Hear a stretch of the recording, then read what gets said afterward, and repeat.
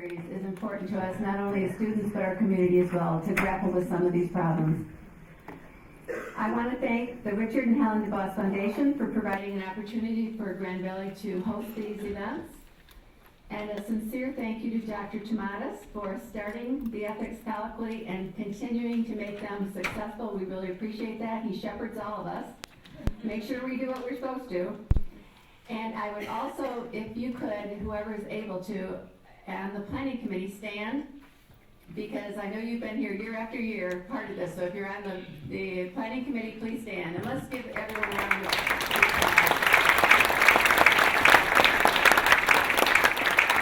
Now, the other individual I'd like to thank is in the back, trying to make, Diane, could you just wave?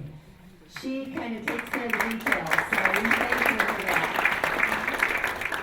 Now, I hope you enjoy, and I'm sure it'll be very interesting and stimulating, and you'll learn from the panelists, but I would like to welcome Dr. Tomatis to the podium.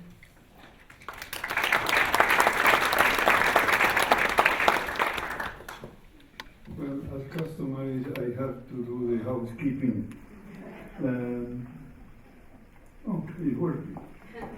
It's working.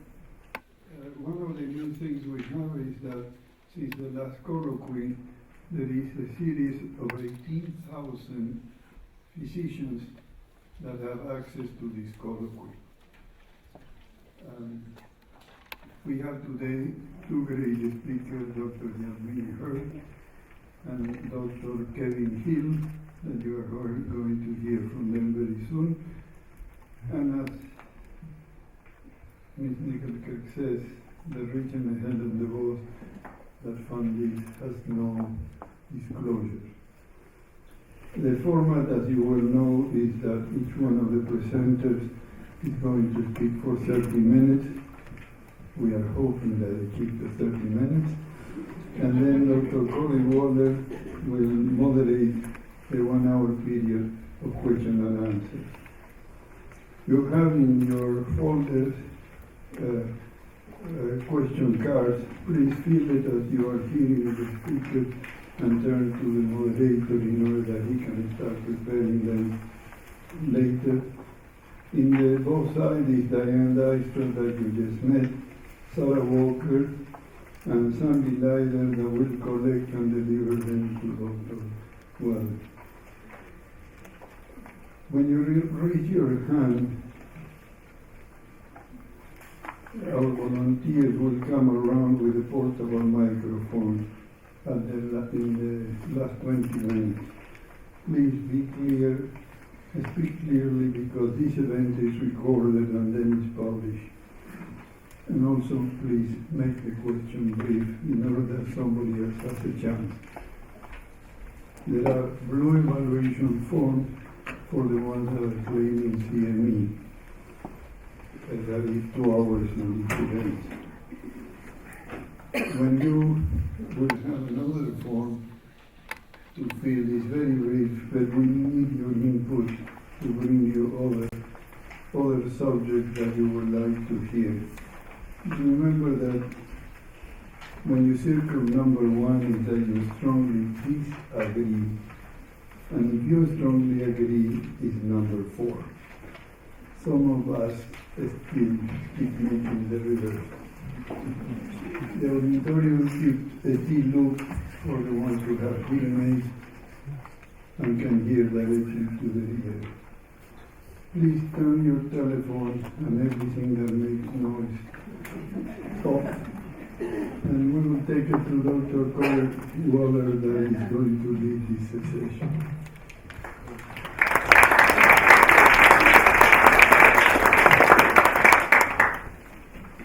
All right, welcome. Lots of familiar faces for me, so this should be a lot of fun. So we're going to welcome Dr. Hurd and Dr. Hill, and to talk about a subject that we've been dealing with in Michigan since 2008, at least from the medicalization side of things, and understand that this is not a topic that goes without a lot of realities. And my role as the medical staff chief of pain medicine for Spectrum Health, I have to be able to answer these questions for patients. And in my role as the president of the Michigan Society of Addiction Medicine, I have to answer the same questions and possibly in a different way, depending on what it is. And I've had A friend of mine who passed away of rectal cancer, who I actually helped set up and smoke marijuana at his home. And I've also told people that I would salt the earth so that they couldn't get a card because it was so destructive to their life. And I've spent thousands of hours trying to treat patients who have marijuana use disorder.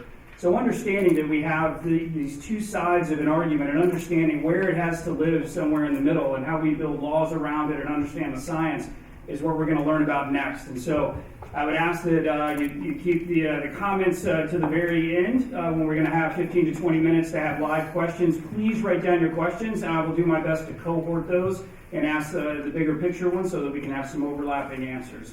And without further ado, which is a rarity for me, is brevity, I'm going to move on to our first speaker, Dr. Hurd.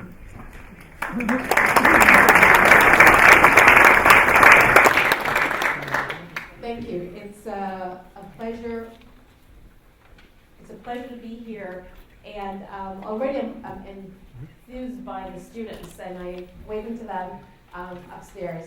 So I'm going to talk a little bit about the challenges and opportunities in regards to medical marijuana, and I know that Kevin has some really intriguing, provocative clinical questions to bear on this subject. So I'm going to focus, we decided to split it, I'm going to focus a lot on the scientific data that we have from research that's done in my group and a few others.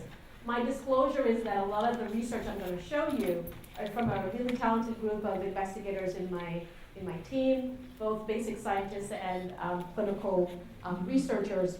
And I will talk about one of the medications that I will talk about we're developing is from GW Pharmaceuticals. So I think our country has gone in two different directions. We started off with the reefer madness that the government in that propaganda in a way in the 1920s and 30s, and then in the 1970s the Liberate Marijuana movement started in really full force, that today we see the huge tidal wave with the legalization that you have around the country.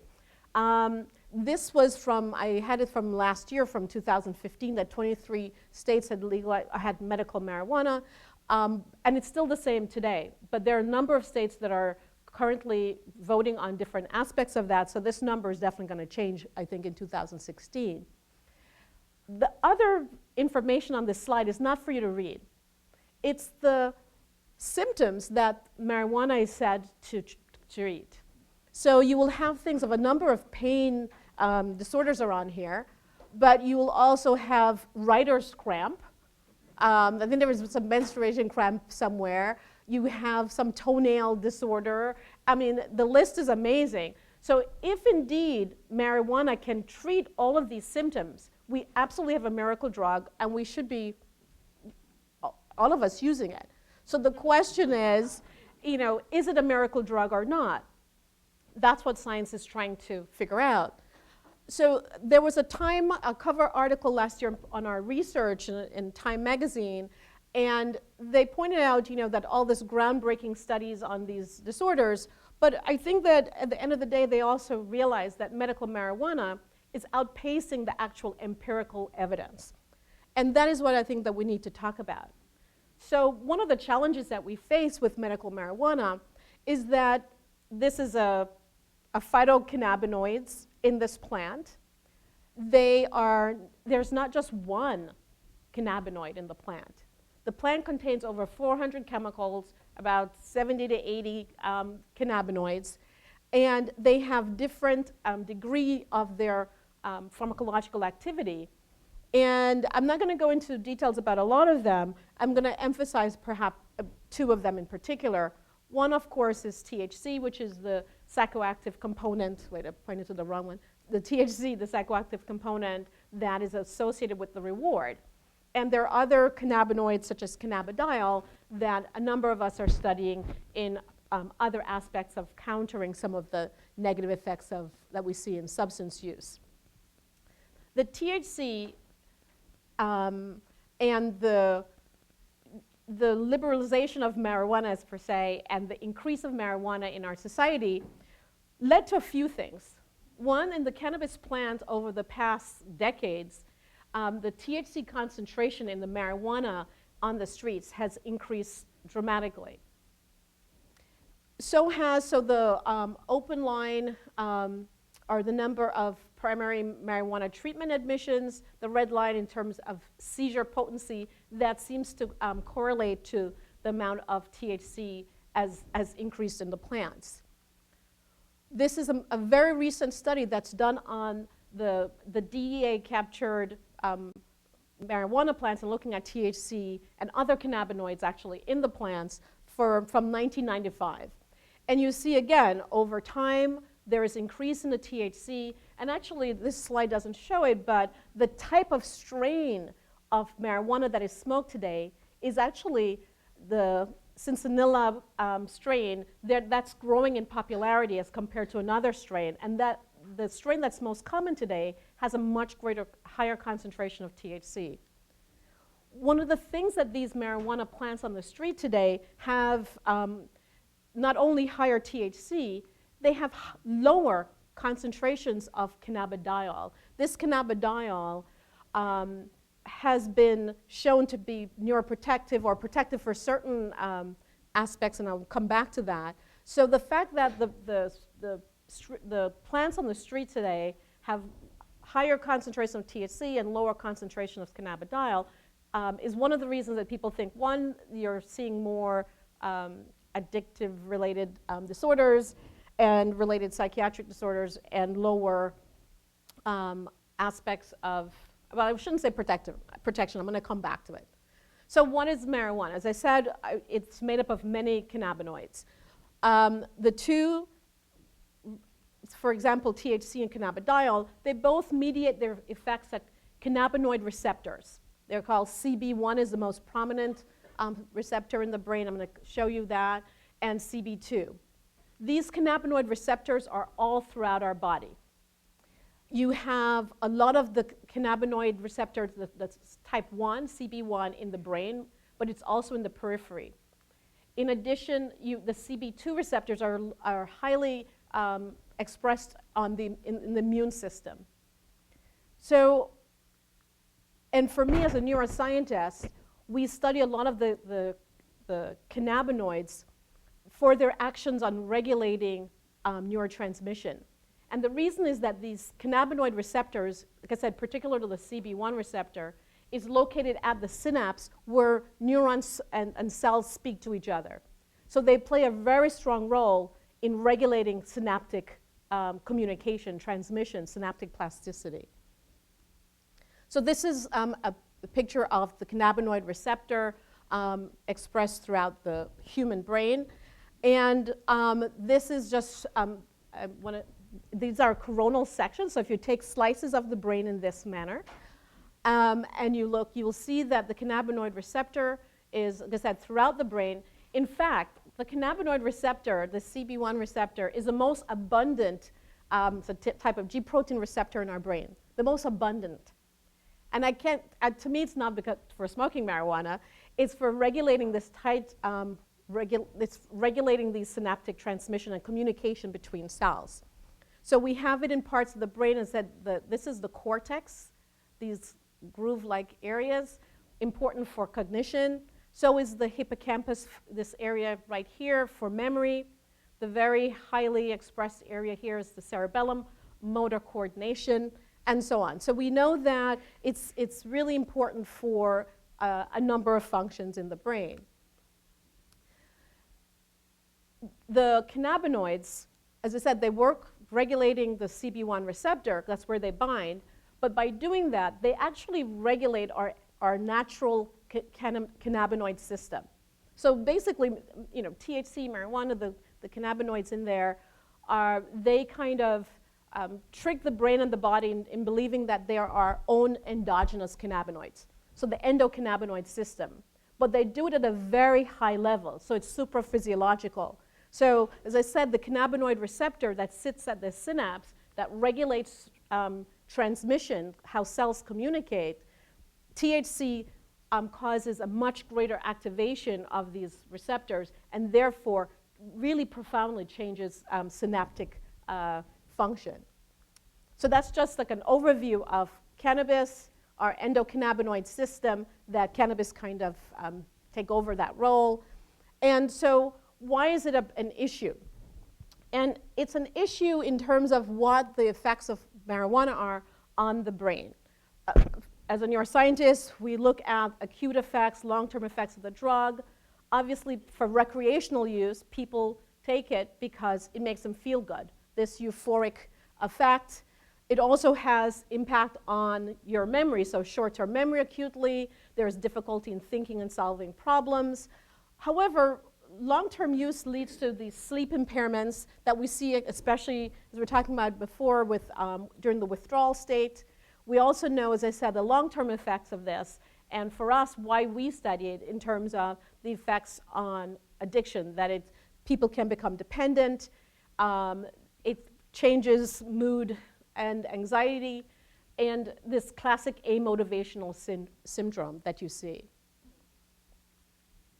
So the challenges of medical marijuana for us is that there are a number of issues of using a drug that is smoked in large part as a medicinal application, because you have a very large variability between people, so that smoking, for example, the smoking group, about 56% of it, you can see variability in terms of how much of that active ingredient really gets to the brain and the behaviors that it needs. But there are now changes in terms of sublingual sprays and vaporizers that might offer more accurate amounts of the drug going into the body.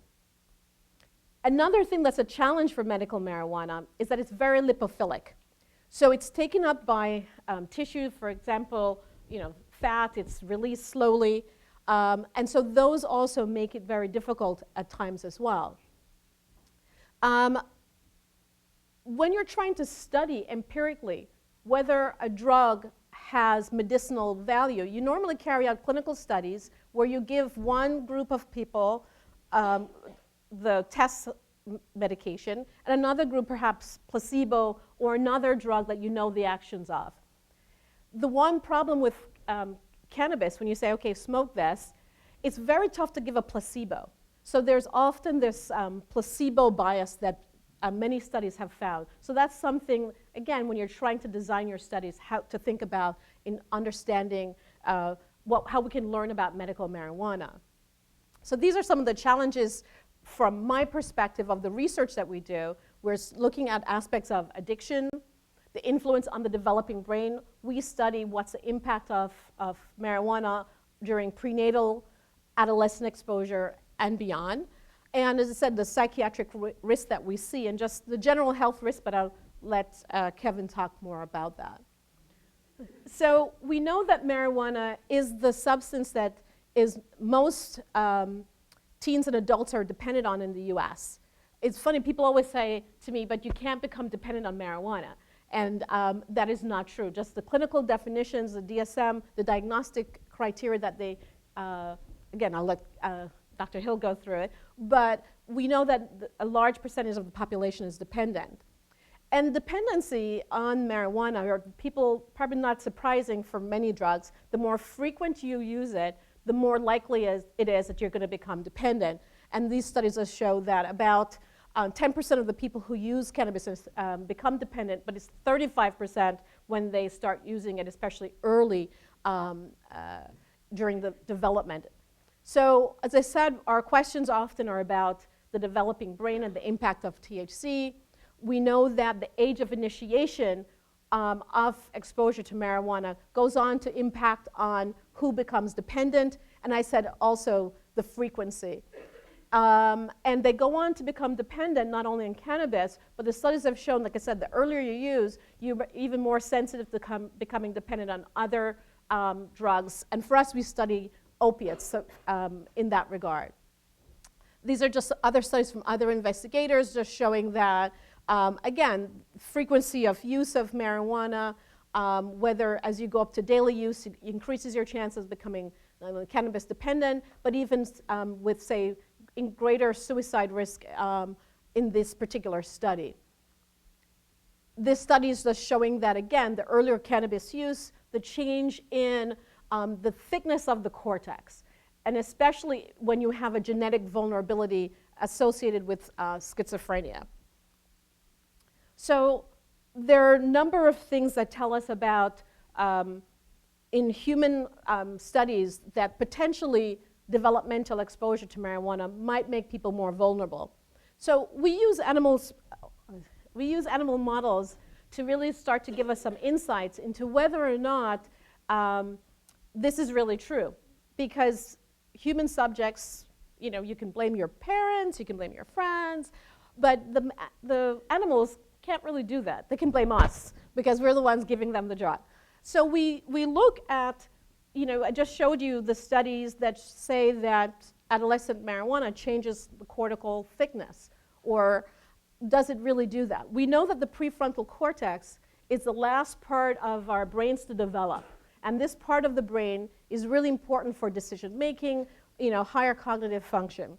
So we give animals THC as adolescents, we let them grow into adulthood, and we study their behavior, and we study their molecular, we study their brains on many different levels.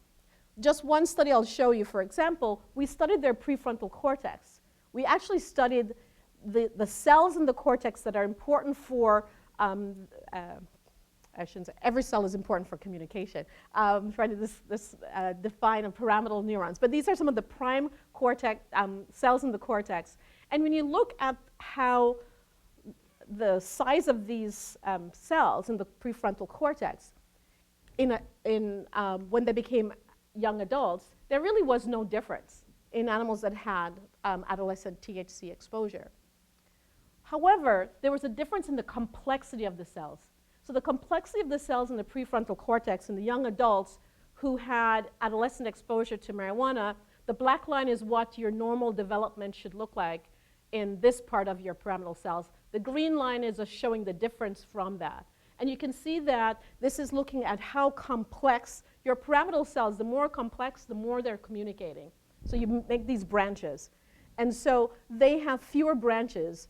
There's reduced complexity in adults with the adolescent exposure. So we can say that we know from our studies that adolescent exposure alters the structural development of this prefrontal cortical area in the brain. There's one thing about cannabis that we see often is that not every individual that smokes marijuana becomes dependent or show certain psychiatric pathologies or other diseases, I should say. And so for us, we're also looking at what's the aspect about vulnerability. Why are some people more vulnerable? I'm just showing you two of them, and they both relate to genetics. So a classic study that was done, not by us, looking at cannabis and genetic vulnerability depended on the age of use. So those individuals who started using cannabis earlier and had a variant of an enzyme that metabolized one of their transmitters, dopamine, for example, those individuals were more likely to show schizophreniform disorders when they became adults. So it's just this genetic risk, but it was associated with early cannabis. We also found similarly that genetics played a role in who became cannabis dependent. Many people, as I said, smoke marijuana and do not go on to have a problem. But when you look at who became dependent, there was a genetic association, so there was nearly a 9-fold increased risk of becoming cannabis dependent depending on this genetic variant. And it also associated with their negative affective traits. So behavioral traits we see definitely plays a role in how cannabis will affect one group of individuals to be more sensitive to the rewarding effect of a drug or not. And those are things that we're studying, trying to understand the individual differences because it definitely is different for different people. So one of the final things in our preclinical studies was we see that actually prenatal and adolescent exposure to THC in certain behavioral traits can enhance addiction risk in adulthood and different behaviors. And so a question I had for one of the students and then a postdoc in my group was, does it have any effects on the next generation? And so we started looking at the germline effects of THC. And because, again, we use animals, we can take away the whole thing of how they're raised, which environment they're raised in, because we control their lives. So we expose them to THC when they're adolescents. We let them grow up. They fall in love. They have kids. But we have somebody else raise their kids, just to make sure that the maternal care and all of that is not part of the equation. And then we study their offspring for different generations just to see whether or not their parents' exposure to THC when they were teens, does it impact them? And it's missing a slide. Okay. A slide was missing as it shows that the adult animals that their parents had THC exposure, they self-administered more heroin, even though they had never been exposed themselves to THC. Pretty much, and showed other behaviors as well, again, even though they didn't have the direct effect of it. We also looked at molecular changes in these animals, and one of the things that we see is that we see molecular changes at the level of the synapse, and a lot of these genes have been implicated in a number of psychiatric disorders. Again, these animals themselves did not get the direct exposure, but they were adults of the animals who, in a way, you could say for the eggs were still in their mothers, even though their mothers were not pregnant and they weren't directly exposed. So true transgenerational effects is what you see in the grandkids and great-grandkids. So we follow the generations and look at the F3, the great-grandkids. They have never been exposed ever to THC, yet still you see that these animals, when they're given exposure to a reward, the first day, they're much more sensitive to self-administer this rewarding substances and show greater motivation to obtain it. So there's a behavioral change that goes along the germline. We don't know the mechanism. We're trying to understand the mechanism of it. But so we see that the developmental effects of THC are not just there during your lifetime. They really do go across generations. So finally, I've said a couple of things about, and sometimes people get shocked, like, oh no, what did I do as a teenager that my grandkids, don't worry, we can answer questions about that after. What do you think might happen to your grandkids? But, you know, we've been studying THC. So a lot of researchers, when we talk about cannabis, most researchers, if you look at the papers, are studying THC. They're not studying the full gamut of the, nearly 70 to 80 cannabinoids in the plant. As I showed you earlier, one of the other cannabinoids, cannabidiol, used to be in higher concentrations than it is today. And so we started studying it. And to our surprise, I'm going to show, people had shown that while THC increases psychosis and anxiety, that cannabidiol decreased it. So we started to study it in our animal models. So when you give THC to adolescents, animals, and you study them in adulthood, I told you before, they live in self-administer heroin more than animals, normal animals. So we looked at what does cannabidiol do. And surprisingly, it actually inhibited heroin-seeking behavior, heroin-taking behavior. Especially, you can show animals a cue in their environment that they know that heroin is coming. And if you show them that cue, even when they don't get the drug, they start pressing away trying to get the heroin. So it was the cue, cannabidiol decreases this cue-induced heroin-seeking behavior. So we decided to test it in humans. So we're doing all these studies in rats. We have an idea a little bit how cannabidiol might be working, but we haven't figured out the mechanism why it's having this effect in rats, but we wanted to see does it work in humans. So we have done, this is in the early phases of our clinical studies, but if you give cannabidiol to heroin-dependent individuals, they're abstinent. We found, just like our rats, it decreases the normal craving if you show them a video, heroin cues. It also decreased their anxiety induced by these cues. And it lasted, in our animals I didn't tell you, it lasts for a few weeks after the last cannabidiol injection. We see similarly in our human opiate addicts that the decreasing of their craving by cannabidiol. So cannabidiol to me shows a promise. So there are some challenges with some aspect of THC, but cannabidiol definitely shows promise of some medicinal value. So I'm going to just conclude about some of the considerations that I think are important when we think about medical marijuana. As I said, there are different components. There are different cannabinoids in the plant. So if you're going to have something medicinal, you have to know what you're giving the subjects and for which symptoms and which of these cannabinoids will be more effective. As I showed you, and I didn't give you the whole gamut of the things that we kind of know, there are individual differences in the response to marijuana. Absolutely. Some of it we see relates to genetics, their behavioral traits, the earlier exposure to marijuana, to THC at least, or not. The developing brain is particularly vulnerable to the exposure to THC. And we definitely need to have more research in order to achieve this goal, this hope of medical marijuana. So I'm proposing for more evidence-based research. We definitely need to reduce the federal complications of trying to work with marijuana for research. I've been able to do it. It's been jumping through a lot of hoops, but other colleagues, it takes 2 years just to be able to get a license to be able to study this. So I think that there are things that our legal system can do to help researchers really study cannabinoids. And just the policies and so on, we need to have a more balanced assessment of medical marijuana. There's now a very big utopia-like push for marijuana can cure everything, yet still the evidence isn't really there, but it might be there if there's really structured research that's being done. And in terms of a very big thing is, there are state-to-state differences.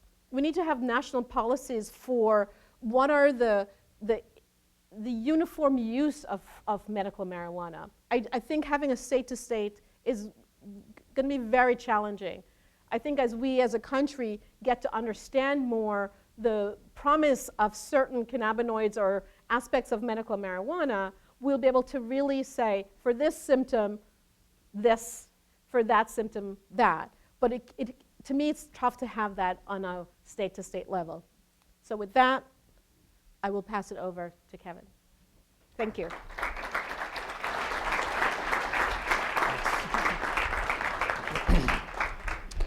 Thank you. Thanks, Dr. Hurd. So Dr. Hurd set it up quite nicely. I'd just like to thank everyone for coming out tonight. It's great to be in Grand Rapids. Also wanted to thank the DeVos Foundation and Dr. Tomatis for inviting me as well.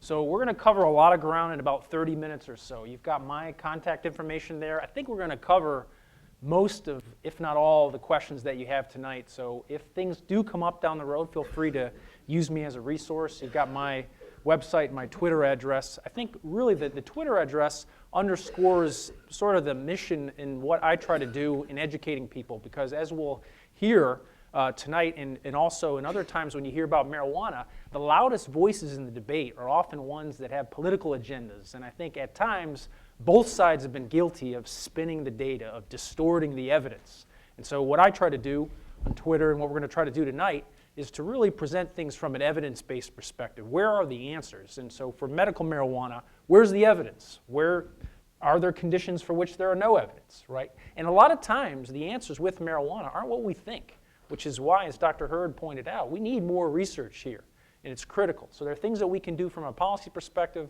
and also from a clinical perspective to really take a better look at this complicated issue. In terms of my disclosures, I'm primarily funded by the National Institute on Drug Abuse, but also some other foundations. I have a book on marijuana. If anything I say tonight makes any sense and you want to do a deeper dive, feel free to check that out.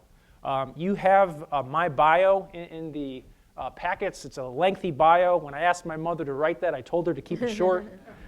But I think it is also important, though, to point out that I'm a clinician first and foremost. So I see patients who have marijuana problems in a variety of settings. And so I teach younger doctors how to deal with addictions at McLean Hospital where I work. We have specialty units in just about everything you can imagine. So anytime somebody has addiction issues on top of an eating disorder, a psychosis, whatever the case may be, we go and see those patients there.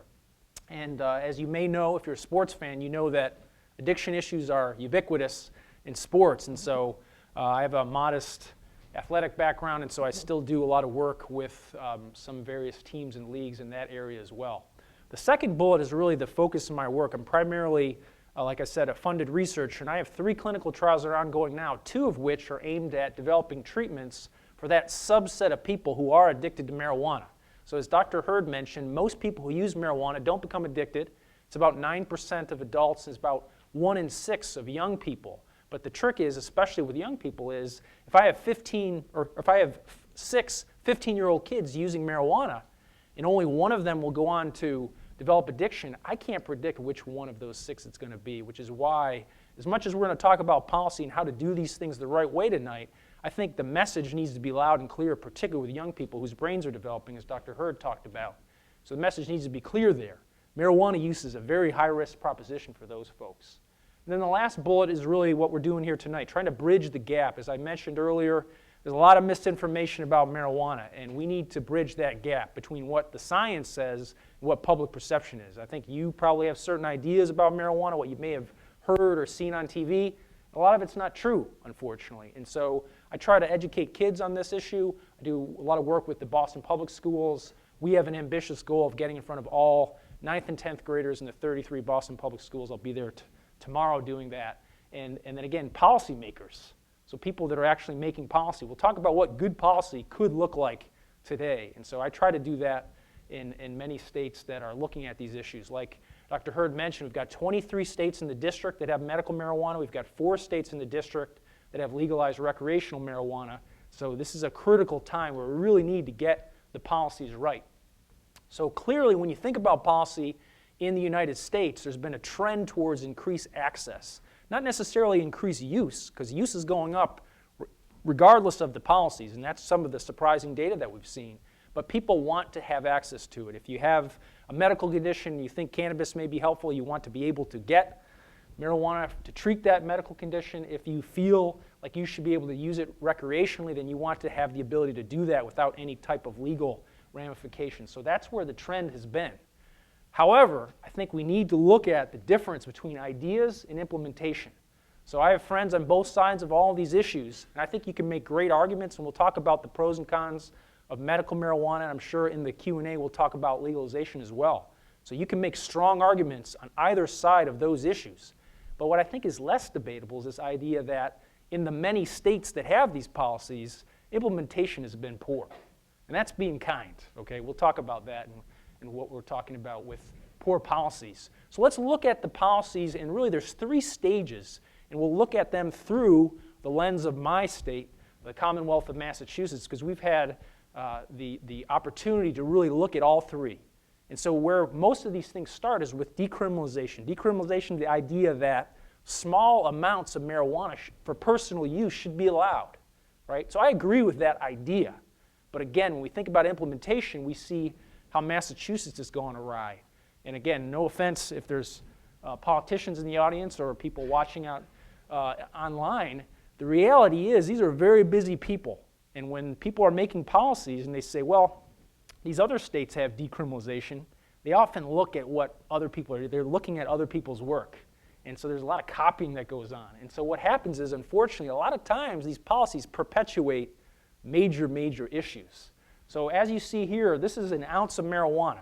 So one of the core themes in my book and when I talk about marijuana is a lot of things about marijuana are not intuitive. To me, an ounce of something is a small amount, right? We've got ounces of fluid in front of many of you. But when you think about an ounce of a dried plant product, cannabis in this case, it's a lot, right? So people use marijuana in all different forms, but we all know what a joint is and what that looks like. According to the World Health Organization, a typical joint is 0.5 gram to 1 gram. Anybody know how many grams in an ounce? 28. And again, I always like to say that I wouldn't know that if I didn't do this all the time. So 28.5 grams in an ounce. So if we're doing the math, 0.5 gram to 1 gram, an ounce of marijuana is 50 plus joints. Okay? So when I can reach this slide, I can't do it today, I'm not that tall. But if you block out a quarter of that, and I say, well, if you catch me walking around with 3/4 of an ounce of marijuana, is that personal use? 40 plus joints? Probably not, right? Unless I just bought. So most of the time, you catch me walking around with 3/4 of an ounce, it's not personal use. So I think that's the problem with this type of law, right? I think that the spirit of this law would be better met with a lower limit. Let's say 1/4 of an ounce. Let's say 1/2 of an ounce. But unfortunately, somebody got the ball rolling with 1 ounce, and state after state and city after city continues to do that. There are a few exceptions, but if you look at these policies, the overwhelming majority do it at 1 ounce. And I think that's unfortunate, right? So that's the difference between, and a good idea, perhaps, a lot of people agree with decriminalization, and really poor implementation, unfortunately. Medical marijuana, the focus of this talk, we're going to take a deeper dive into medical marijuana. But when we voted on medical marijuana in Massachusetts, which is a blue state, quite liberal, we voted for it overwhelmingly, 63-37, which to me underscores the importance of getting the next step right, legalize recreational marijuana. So we're going to vote on this in November.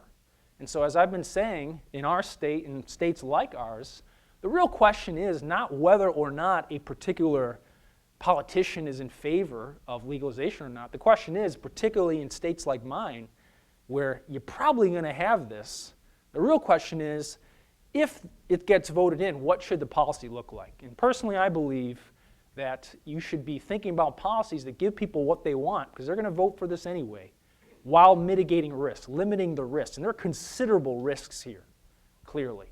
So that's what we need to think about. But let's focus on medical marijuana, right? This cartoon, here are some of the responses there, the typical response when you think about this idea. You see this guy here doing a double take. Something about medical marijuana doesn't seem quite right for most of us. Got to think about that. And as a result, physicians or other mental health providers or health care providers in general are very, very suspicious of medical marijuana. And I understand why. We'll talk about that. So where does the science stand with medical marijuana? Because that's the key, right? I think this is relatively simple if you think about which conditions have evidence, which do not. So I published a paper in JAMA last year where we really looked at that particular issue, among others. But really what it boils down to is, where is there evidence? Needs to be more research, of course, and rescheduling would help.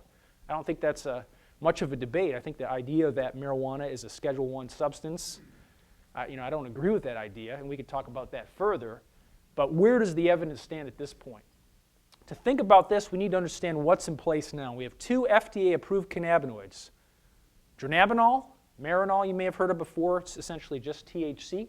And then Nabilone or Sesamet, which is a cannabinoid agonist, provides some of the same effects that marijuana might. And they're FDA approved for 2 things. Number 1, nausea and vomiting associated with chemotherapy. Number 2, appetite stimulation in certain wasting conditions like HIV. So if you think you need medical marijuana for one of those conditions, then a legitimate question is, have you had a trial of one of the 2 FDA-approved cannabinoids? But importantly, and this is where I think my own thoughts have evolved over the years, is that you need to open up your mind to this idea that for a given medical condition, aside from these, marijuana might outperform the limited cannabinoids that we have. Only 2 right now. There are more on the way, and when those come in, the landscape will change. But at this point, with only 2 available, as Dr. Hurd mentioned, 70 cannabinoids, that entourage effect, having those chemicals, CBD, for example, which is very promising, having more might be better than just having 1 or 2 for a given condition. So you need to keep in mind that that's a possibility, and that's why, to me, there is a place for medical marijuana. However, it's quite limited. So let's talk about medical indications according to the laws. And so if you pay attention to the title of the slide, you may see that, foreshadowing a bit, that we're going to talk about the difference between what the laws say and what the science says. And I think that's a very dangerous place to be when there's that gap. But we're there. Massachusetts, we talk about debilitating conditions, but the second bullet shows, again, there's not a lot of creativity in some of these policies. We talk about the same conditions in state after state. And these are really serious illnesses, right? We don't want to downplay that. Cancer, glaucoma, hepatitis, on, really serious medical conditions. For some of those conditions, there's good evidence. Some, there's not, right? So glaucoma is a great example. It's one of the poster children of conditions for which people talk about medical cannabis. And it is true, marijuana lowers intraocular pressure that's associated with glaucoma. However, there are many treatments that work pretty well for glaucoma. So usually there aren't ophthalmologists in the crowd, but if there was, I would bet that they would say, you know what, I don't think about using cannabis to treat glaucoma. In fact, if you went onto the website, if you got your phone with you, American Glaucoma Research Foundation, they'll tell you flat out, don't do this. Not a good idea. We've got treatments that work. This is a high-risk medication. But unfortunately, although there's no evidence, no clinical trials to support cannabis for glaucoma, it just continues to happen state after state, that we have people writing these laws with conditions that just don't have evidence. Beyond that, though, we have to understand a couple of things, that although there definitely are people who want to use medical marijuana for the right reasons, they have a very serious condition, like these, for example, they want to have a treatment that works. They may have tried first-line, second-line treatments, because I'm never saying that medical marijuana is going to be a first-line treatment, but if they've done the first line, second line, they're working with their doctor, again, not somebody who's running a clinic and just cranking out certifications all day, there is a place for that. However, two things. Number one, you got people who have other conditions, so regulations in various states that are beyond the debilitating conditions that we're talking about, or people who want to use medical marijuana really recreationally. So if you're in Colorado, the tax rate for medical is lower, so it's cheaper, you might want to do that sort of thing. So those are the problems that we're talking about. According to the science, it's important to note that, again, we should reschedule cannabis, but there are a fair number of trials already for cannabinoids or cannabis itself.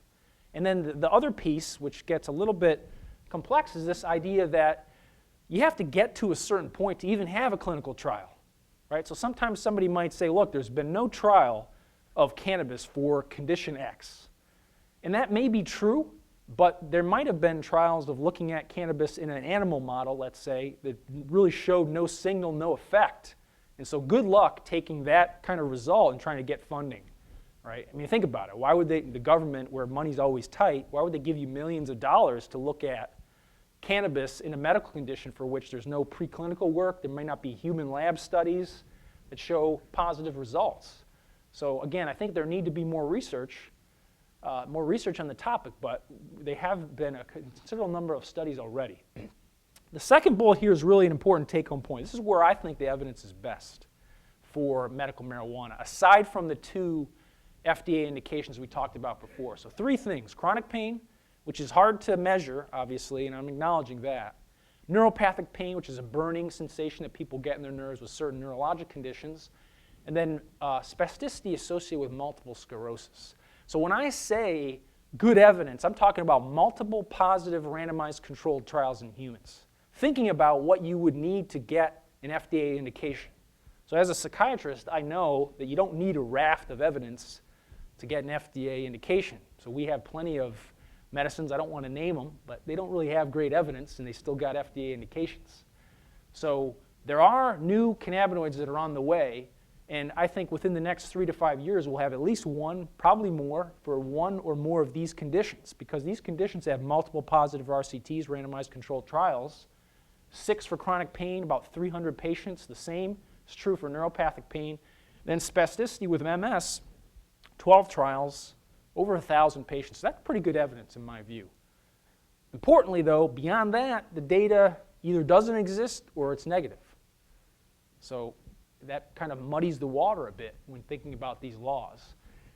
As a result of that, I think most physicians don't want to get involved with this. So Herb Clevers from Columbia, Robert DuPont also, these are two leaders in the field. They wrote a nice, succinct review paper in one of the top psychiatric journals a few years ago where they talked about the challenges that physicians face when thinking about certifying. So again, you're not prescribing marijuana. You can't prescribe an illegal substance. But certifying people for medical marijuana challenges. What are you actually getting contamination-wise? How do you know? How do we dose? Things like that. In my paper, we try to talk about some of these issues. But there are many, many challenges. And that's why, certainly at this point, most docs don't want to get involved, right? They say, number one, not a lot of evidence. Number two, what about my license, right? If I'm certifying somebody to use an illegal substance, what happens if the DEA comes knocking? What's going to happen there? So those are major issues, and those are ethical questions as well, right? Is this a treatment for somebody, but I'm worried about my license? Should I be doing this? That sort of thing. But again, most major medical organizations don't want to do this. So another resource for you is a paper I wrote in Journal of Psychiatric Practice, came out a couple of years ago, talking about some of the issues we'll talk about today, like, again, what do you do as a physician? How do you have that kind of conversation? But there's other issues that we're probably not going to get to. What if you're a family practitioner and a patient shows up and they're already on medical cannabis and you may not believe in it? You may not want to sign on to that. What do you do? Can you tell them to go somewhere else? That kind of thing. So there are a lot of issues that clinicians face. This is an ad that I took from my hometown paper not very long ago, a couple months ago, less than that. And again, you can't see it very well, but I'll tell you about it. It talks about, do you need medical marijuana? And again, there's a website, marymed420.com, not engendering a lot of legitimacy, I think. But they also say that they'll come out to you and do this for you in an evaluation that takes 20 minutes. So either they're really, really good or they're doing something different than I do. Because when I evaluate somebody for a medical condition or a psychiatric condition or addiction, I mean, my evaluation takes at least an hour, sometimes more. And I know time is hard to come by in today's healthcare, but 20 minutes is not enough. And so, again, I know that there are friends of mine who have medical marijuana practices and things. They're interested. They're advocates for that sort of thing. And again, I think they're trying to do it the right way. But this type of ad is what's out there now. And that, I know that's happened in Michigan, too, talking with physicians here. This really discredits the whole idea, right? You're taking a step back when people are putting this kind of ad in the paper. So that, you know, these are people that are cranking out certifications all day long. And I gave a talk yesterday in Ohio, and questions were, you know, talking about these type of practices where they're just writing certifications all day. And I said, well, what would you think of me if I saw 30 patients a day and I gave every one of them Prozac? Would you think I'm good? Right? So that's part of the issue there with these clinics. I think that, and we'll talk about this, who should be writing certifications? I'll talk about that. Great state of Michigan, you guys have had medical marijuana for quite a while, 8+ years. You limit the use of medical cannabis to debilitating conditions. There are quite a few of them, obviously, but it seems like in looking at the data, most people are falling under that chronic pain area. But, you know, to the credit of the regulations, at least there isn't this other piece that we're going to talk about where you can just write for anything you want. No dispensaries yet. I guess they're on the way. But this is all very relevant for Michigan because you guys have had this, you're thinking about doing it, and it sounds like the early regulations weren't as good as a lot of people would have liked, and so they've been catching up in many ways, trying to rewrite them. And so you have to do that to some degree, but it'd be great if we could get it right earlier than later. What are the top 3 issues with medical marijuana regulations? Again, using Massachusetts as an example. I think the first one is the quantities that these laws talk about, right? So you saw before what an ounce of marijuana looks like. In Massachusetts, 60-day supply, recommended 60-day supply, 10 ounces. So an ounce is a lot, 50+ joints, 10 ounces, what could you be doing with that, right? In this big paragraph in the middle, you don't have to read it. What it says is that, you know, as the omniscient physician, if I want to give them more, go ahead. Just write a reason for that. So that's a major problem, right? I don't think that it has to be that way. You could have, and again, you know, I know that there are certain preparations of cannabis that you might require more if you're making a tincture and that sort of thing, but you could start with a lower limit and then say, well, if you're going to do something that requires more, then there's an exception. Another piece is when you think about how much marijuana people use in reality, it's worth thinking about. If somebody's a daily user of marijuana, the lowest amount they're going to go through in a week is about 1/8 of an ounce, generally speaking. Quarter, pretty decent. Half, pretty serious. So again, people in my studies, people who are addicted to marijuana, 2 ounces or so per month. So their 60-day supply, 4 ounces. So the 10 is a problem, right? It's hard to know. I would guess, you know, having talked to people in the process who did this, and there are a few states that have even larger limits, like 24 ounces and things. So I think that Massachusetts was trying to find a middle ground, and they did, but I don't think it was great, unfortunately. Second piece is the indications, right? We've talked about this. Where is there evidence? Where is there not? Debilitating conditions, really serious issues, obviously. Where Massachusetts sort of gave a back door to clinicians is by writing in the provision that You can have any condition as long, the physician determines that this condition requires medical cannabis, then go ahead. And so as a result of that, we've had 25,000 certifications in about 3 years. 22,000 of them, of the 25, are for the other condition. So again, that's not what we're looking for. What could you do to limit that? And again, this is an old slide for me because I've been talking about this since before we voted on it. But the idea of a prior authorization is a dirty word for some of you probably. But what that does, if I want to prescribe the latest and greatest medication for somebody, I have to, my insurance company doesn't want to pay for it, of course, I have to file a prior authorization, prior approval. And what that does is it changes prescribing behavior. Again, if you think about this, if I have to see a whole bunch of patients in one day, I'm thinking, okay, that's a bunch of PAs that I have to do, and maybe I have some help or not, it's going to change my behavior. And this could have the same type of effect, right? You could say, if you have one of those 8 debilitating conditions in Massachusetts, you got a green light. Beyond that, you got to file some paperwork. That would make it more likely that the people who really need it get it. But that hasn't been done yet. The last top issue, again, there are many issues, but the top issue is this idea of financial incentives.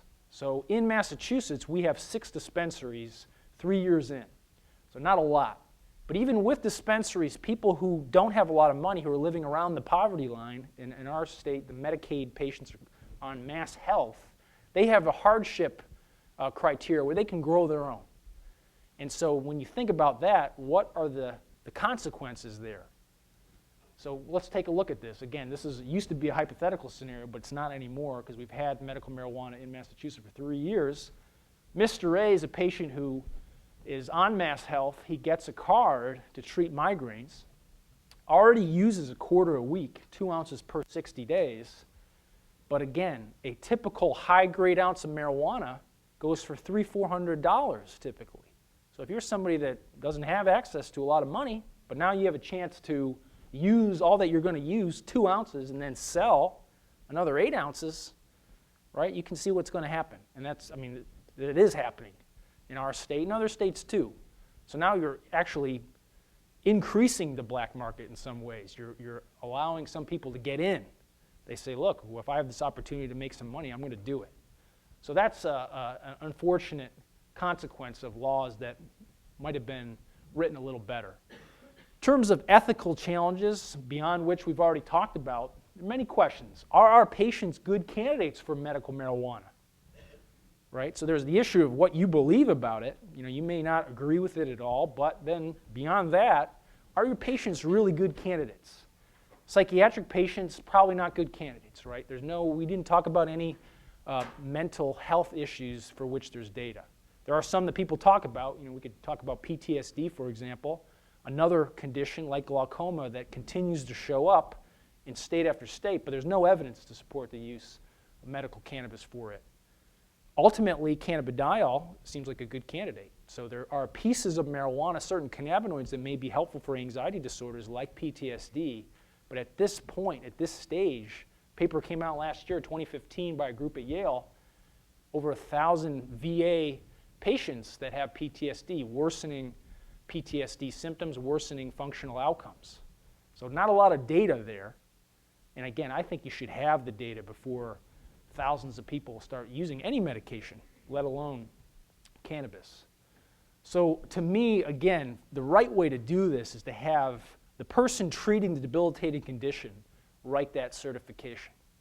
So not somebody who's in a clinic seeing people all day. When will the follow-up occur? Who knows? There's all of this talk in Michigan and other states about a bona fide doctor-patient relationship, but what is that? Right? You could go a step further and say, well, this is how often they need to follow up. But many states have been reticent to do that, unfortunately. So I think the oncologist, the neurologist, the specialist, or the family doc who's treating that debilitating condition should be the one writing the certification. The legalities of it. I know there are some lawyers out there. They're everywhere. Some out there, of course. I can say that. My little brother's a lawyer, too. So you have certain duties, right? You got to render quality care. But again, if you're certifying somebody for medical cannabis and something goes wrong, this is not you don't have the FDA to hide behind, in this case, right? There's not as much data. Doesn't have an FDA approval. So what does that mean? Where are you going to be if this, again, like this leap of faith that jurors may take for medical cannabis? Thinking about the second bullet, thinking about what the other options are. So somebody may come in and say, look, I need this medical marijuana, but there could be other options. So how comfortable are you talking about those other options? Do you know what the data is for them? And are you willing to have that conversation? What if they, again, say, well, look, I saw this on TV. I got to have this. Are you going to be able to have a meaningful conversation with them and disagree, perhaps? And then the idea of meeting the standard of care. Again, a lot of people, just as they might come in looking for the purple pill, they make up their mind. They say, look, I have this condition. I want this treatment. And that's hard because in this day and age, customer service is important and reviews and things like that. There are all these websites where, again, you might see a lot of patients. So how long is it going to be for me to really have a conversation where I might make somebody angry or they might not like me as much? They might write a bad review, that sort of thing. These are all issues that you have to deal with, unfortunately, with medical marijuana. Again, this idea of informed consent. So like it or not, whether you believe in medical cannabis or not, it's a high-risk medication. Significant potential side effects. THC does a lot of things, right? On the flip side, it obviously can make you high, but it also can make you psychotic. And again, we've talked at length about certain impacts of chronic use, cognitive effects, worsening anxiety, worsening depression. Could you make perhaps even more likely to develop a psychotic illness? So you have to have that conversation with the patient so they're fully aware of the risks and benefits. And you have to document it as well. So there's a bunch of additional steps that you need to take. And again, this idea about what could happen, we really don't have the long-term data that we do have for some conditions or for some medications, excuse me. So again, there are some medications that we're still learning about, but others have a lot more data. And then this idea about the third party, right? You need to protect somebody else. What is this going to mean?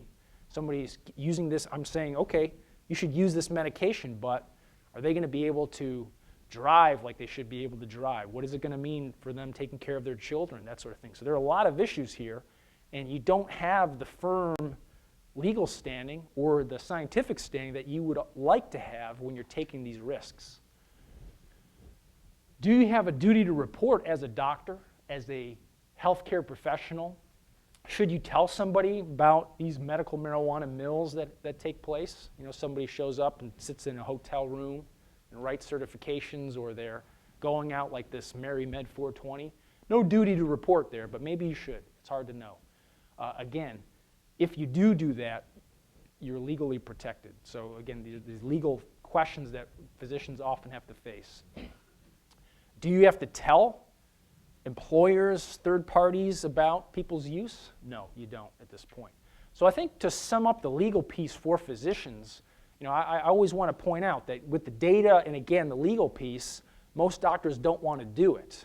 And I can recall a few weeks ago giving a talk where somebody pointed out, at least to this point, no physicians have been adversely affected, have not been found guilty in medical malpractice cases related to medical cannabis. That may change, but at this point that hasn't occurred.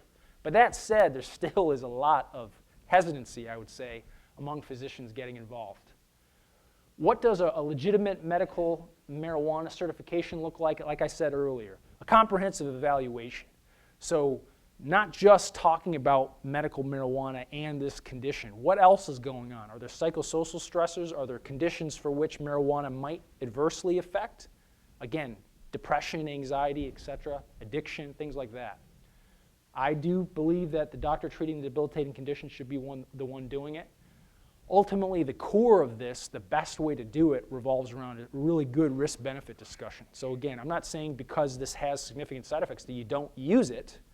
I prescribe medicines with significant potential side effects every day, almost. But you got to have that conversation. You can't take it lightly. And then again, full informed consent. Who is the appropriate candidate? You've got a debilitating condition with evidence to support that, right? And again, that is why the physician that knows the patient, they have a relationship over years, is a better person to make that determination than somebody who just met the patient. Again, as I said earlier, it's not a first-line treatment.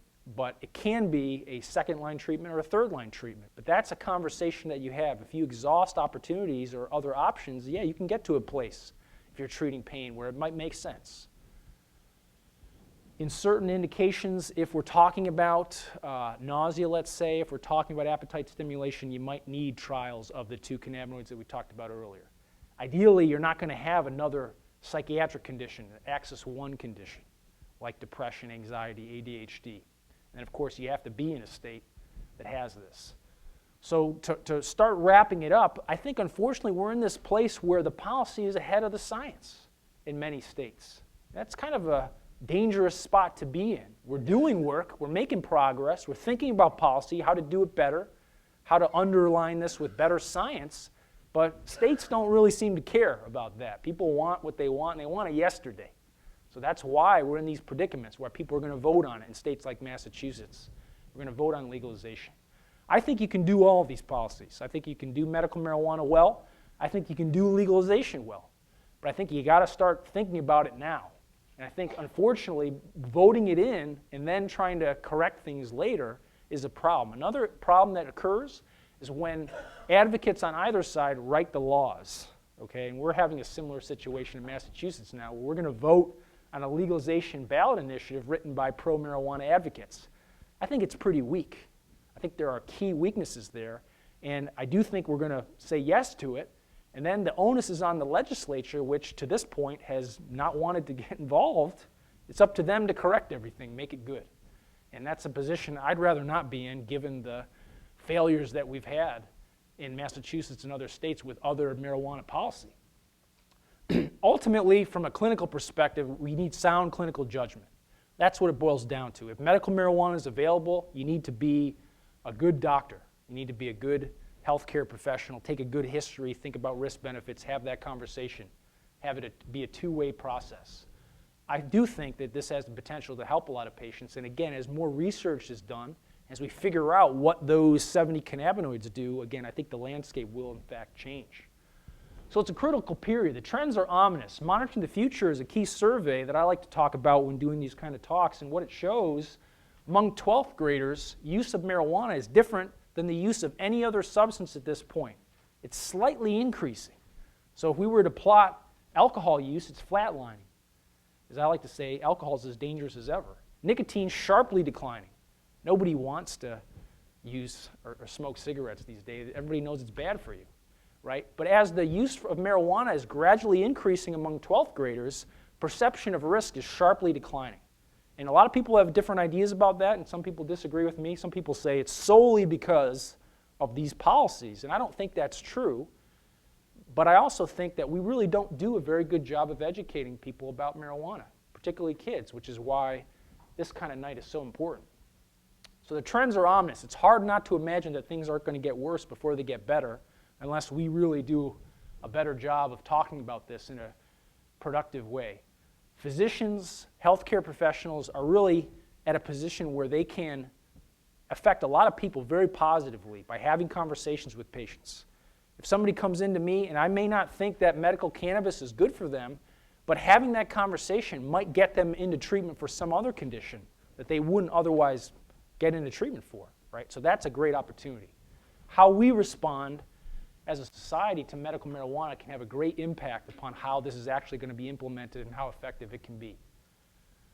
So I just want to thank a couple people who helped me with these talks. Alan Wartenberg is a local addiction legend in the Northeast. Max Hurley is one of my research assistants. Matt Palastro is also another one of my research assistants. He's not mentioned there. Roger Weiss is my division chief. And the Norfolk County DA provided that nice slide that you saw with 1 ounce of cannabis. So we're going to move to the Q&A now. Thanks for your attention. Thanks.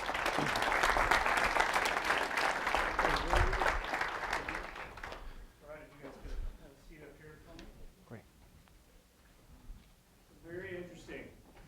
As we're getting the cards and I'm reviewing those, I'm wondering if each of you could give a brief thought about legalization. And instead of medicalization, which we spend most of our time on, what are your thoughts about the risk benefits and alternatives to legalization? And we can start with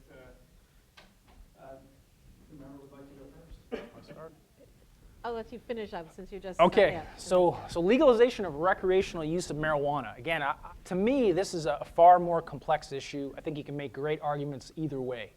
The key arguments for legalization, I think number one, that this is the United States, right? People should have the ability to decide to do, as adults, whatever they want, as long as it doesn't hurt other people. The second issue is really this issue of taxes, right? So Colorado has raised $125 million in taxes in 2015. Some of that money is going to go to education that we talked about and treatment. So there's an opportunity to raise revenue for a policy that people seem to want. The third issue is an issue of incarceration. So we know from looking at, for example, the District of Columbia, where African Americans are 8 times more likely to be incarcerated as a result of marijuana-related charges, when in fact we all use marijuana at about the same rate. Right? So there are issues there of inequality. I think the people who are against marijuana talk about this idea of whether or not increased use will mean increased addiction. The data really hasn't supported that yet. Second one is, which is a legitimate point, certainly this idea that big tobacco or big alcohol will get involved with marijuana, and I think that's a legitimate fear given the checkered past that many of these companies have. And then finally, the issue of driving, which to me is very scary, this idea that right now there's no marijuana breathalyzer. So in Colorado, if you're pulled over for driving under the influence of cannabis, they drive out to you, they draw your blood, and I think that's the best that you can do, but it's really not a good proxy for impairment under the influence of cannabis. Today's Monday. If I used a lot of marijuana late Friday or Saturday, I may still exceed the limit of 5 nanograms per milliliter in Colorado, and again, I may not be impaired. So I think there are issues where it needs to be more research for us to feel more comfortable about people using more marijuana and driving, perhaps. So I think those are the core issues with legalization. I agree with, I used to definitely be against legalization. And over the past number of years, I've definitely evolved in thinking about it. And a lot of the reasons that I'm against it are some of the reasons that Dr. Hill mentioned, but also because a lot of the work that we do focuses on the developing brain. And I don't care what everyone says, just because we're saying we're legalizing it for adults, we also know that kids smoke cigarettes and drink alcohol. So there's no perfect anything in saying we can prevent the developing, kids getting exposed to marijuana. So I think that was one of the reasons for me in not legalizing it. And also for some of the data that you had mentioned, that we know that perception of marijuana in terms of it, there's not being bad, in fact, that people think that it's so good, and a lot of the young kids, again, thinking that there's no bad health effects of marijuana. So we're giving a very false information and trying to decide on legalization. However, because there's this tide, and even though the tide might be not informed by evidence, there's a big tide in our society that's pushing towards legalization. We can use some of that money, that if indeed certain taxes are obtained, to help people who are today have a problem and perhaps more might have problems. So I think in terms of if we can legalize in a very structured manner, in a manner that really helps people, then I think legalization can be done with some of the caveats that you mentioned, that if we really do it correctly, rather than just saying everything is open, because I think that's, at the end of the day, it is a drug, plain and simple, no matter what people say. So I think that we do have certain obligations to our society, and government's role is to protect the people. And so in one sense, we're talking about protection, and just because we are a democratic society doesn't mean that everything is fair game. There still should be certain aspects of protection, from wearing seatbelts and so on, but I think it's about knowledge and evidence, and then being able to use that to not criminalize people. I think that the criminalization has been very bad, and I think all the negatives are some of the reasons why everyone is pushing now. Like I said before, we started off with reefer madness, that everybody's going to go crazy, and then now to this opposite side of this utopia. So there must be some place in the middle where science, recreational people, recreational use in a positive manner that can coincide. And that's why I think that, eventually I think legalization, there can be certain middle ground. So we have a number of good questions. I'm going to try to consolidate some that have some overlap so that we can sort of go back and forth on this one. So we'll start with a question that comes up often and one that I use when I'm talking about pain treatment. Chronic pain meds should use functional outcomes as a clinical goal. If functional outcomes do not improve with narcotics, you should not continue the medication. Should functional outcomes be the medical standard of practice for using or recommending medical marijuana? Dr. Hill first and Dr. Hurd.